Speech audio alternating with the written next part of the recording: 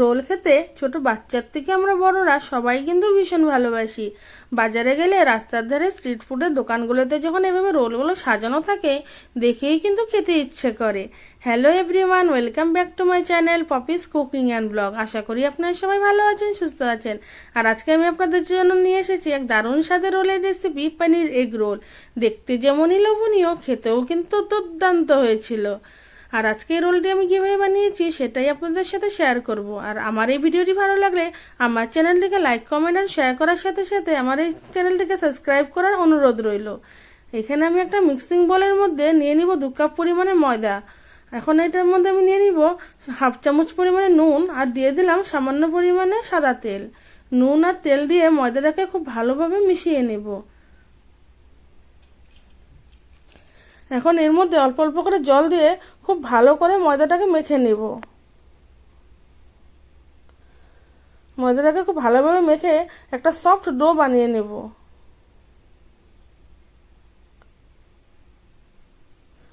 ময়দাটা খুব ভালোভাবে মাখা হয়ে গেছে। এখন ওর মধ্যে একটু তেল মেখে এটাকে কিছুক্ষণের জন্য রেস্টিং টাইমে রেখে দেব, যাতে ময়দাটা খুব ভালোভাবে সফট হয়ে যায়। এখন আমি রোলের সবজিগুলো নিয়ে নিয়েছি। এখানে নিয়েছি পনির, ক্যাপসিকাম, বাঁধাকপি, পেঁয়াজ, টমেটো কুচি আর কয়েকটা কাঁচা লঙ্কা কুচি। এখন পনিরগুলোকে ফ্রাইং প্যানে দিয়ে অল্প নুন দিয়ে হালকা ভেজে উঠিয়ে রাখবো।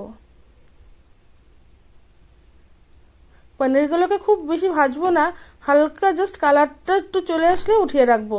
তারপরে এর মধ্যে দিয়ে দিলাম কুচনো পেঁয়াজগুলো। পেঁয়াজটাকে দিয়ে পেঁয়াজটা একটু হালকা ভেজে নিয়ে ওর মধ্যে দিয়ে দিব বাকি ভেজিটেবলগুলো।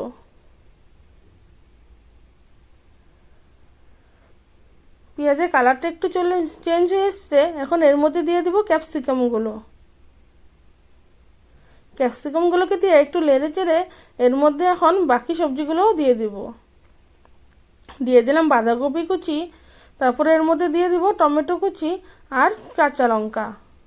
সমস্ত কিছুকে ভালোভাবে মিশিয়ে নিয়ে এর মধ্যে দিয়ে দিলাম টমেটো সস আর দিয়ে দিব সয়া সস।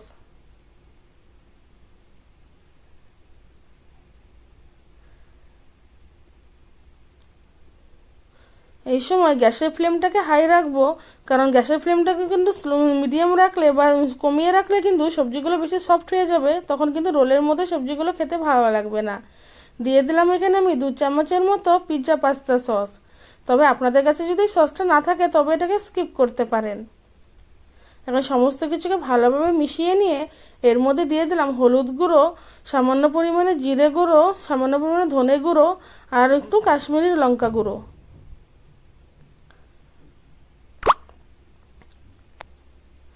সব কিছু দিয়ে এখন এই ভেজিটেবলগুলোকে খুব ভালোভাবে মিশিয়ে নেব।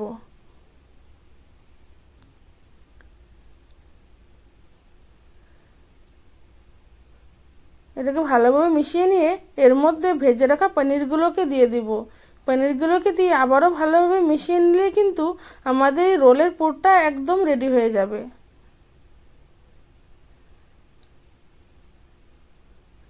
দেখুন আমাদের এই রোলের ভেজিটেবলের পুরটা কিন্তু একদম রেডি। এখন ওই যে ময়দাটা আমরা মেখে রেখেছিলাম সেটাকে দিয়ে এখন রোলের রুটিগুলোকে বানিয়ে নিব। দেখুন ময়দাটা কিন্তু খুব ভালোভাবে সেট হয়ে গিয়েছে। আর আমি যেভাবে মেখেছি ঠিক এইভাবে আপনারাও কিন্তু এইভাবে মেখে নেবেন। এখন এই ডোটার থেকে রোলের আকারে ছোট ছোট করে লিচি কেটে নিব।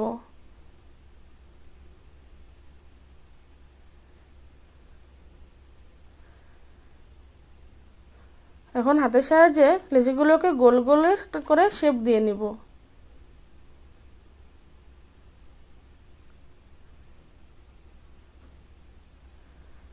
এখন একটা একটা করে লিচি নিয়ে রুটির মতো করে পাতলা করে বেলে নেব। অল্প একটু ময়দা ছিটিয়ে এর মধ্যে এক একটা করে লিচিগুলোকে নিয়ে খুব ভালোভাবে পাতলা করে বেলে নেব।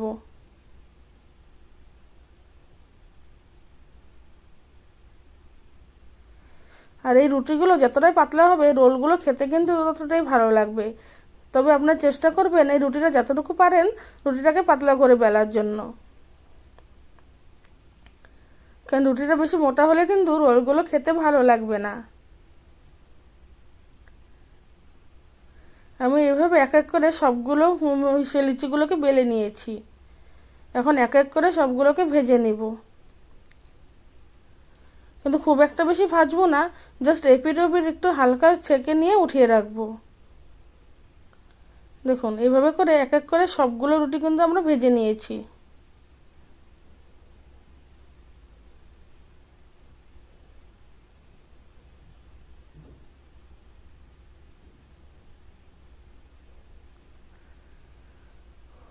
আমার একটা একটা করে সবগুলো রুটি ভাজা হয়ে গিয়েছে।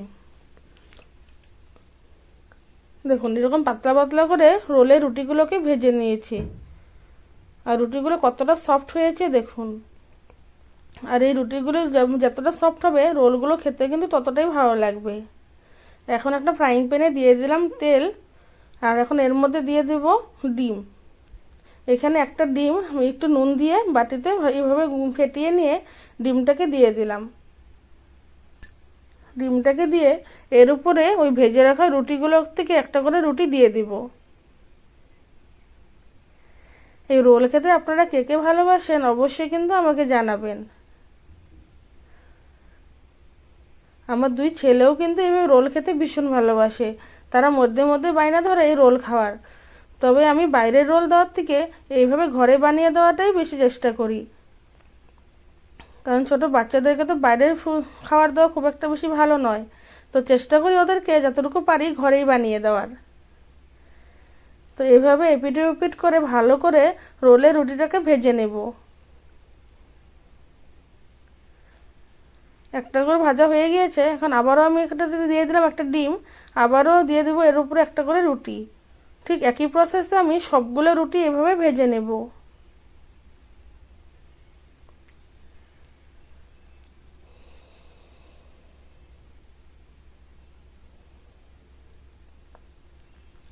আমি একটা রোলের জন্য একটা করে ডিম দিয়েছি। দেখুন আমার সবগুলো রুটি কিন্তু এভাবে ভাজা হয়ে গিয়েছে।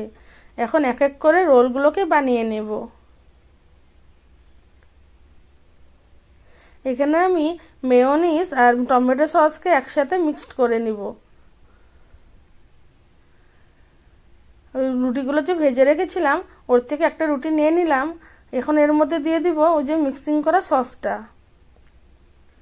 টমেটো সসের সাথে একটু মেয়োনিজ এইভাবে মিক্স করে নিলে কিন্তু খেতে খুবই ভালো লাগে। সসটাকে ভালোভাবে চারিদিকে মিশিয়ে নিয়ে এখন এর মধ্যে দিয়ে দিব পনির আর ভেজিটেবল পুরটাকে দিয়ে উপর থেকে একটু শসা কুচি দিয়ে নিয়ে ভালোভাবে রোল করে নিব। এখন যে সসটা বানিয়েছিলাম সেই সসটা উপর দিয়ে আরেকটু ছড়িয়ে দেব। এখন সমস্ত কিছুকে এইভাবে ভালোভাবে রোল করে নেব।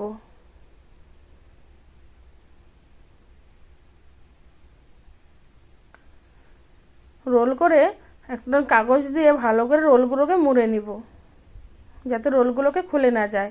এইভাবে এক এক করে সবগুলো রোলকে এইভাবে বানিয়ে নেব। নিচ থেকে এইভাবে কাগজটাকে মুড়ে দিব যাতে নিচ থেকে রোলের ভিতরে ভেজিটেবলগুলো বেরোয় না যায়। দেখুন লাগছে তো একদম দোকানের মতো রোল। ঠিক এইভাবে প্রত্যেকটা রোল আমরা বানিয়ে নেব।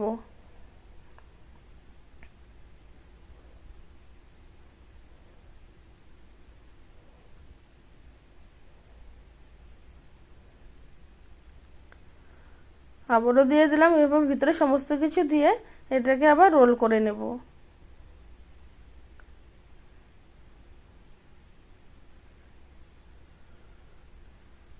এবার রোল করে কাগজ দিয়ে এটাকে খুব ভালোভাবে মুড়ে নেব।